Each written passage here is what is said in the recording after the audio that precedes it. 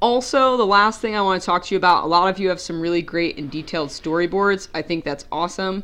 A lot of you have come a really long way on this project already. It makes your life so much easier later.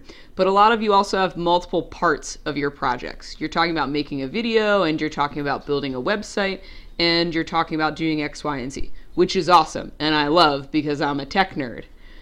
But what I would highly recommend to you is making a hard timeline for yourself. I left this comment in everyone's feedback. At this point in time, sit down, go week by week. What do you want to have done by the end of this week? Is your video going to be done? Is X page on your website going to be done? Are you going to have thought about how you're sharing your website? You know, when are you going to get these things done? Because like I said, I think really the purpose here is not just to build the platform, but to also have a little bit of that community engagement happening by the time that this is due.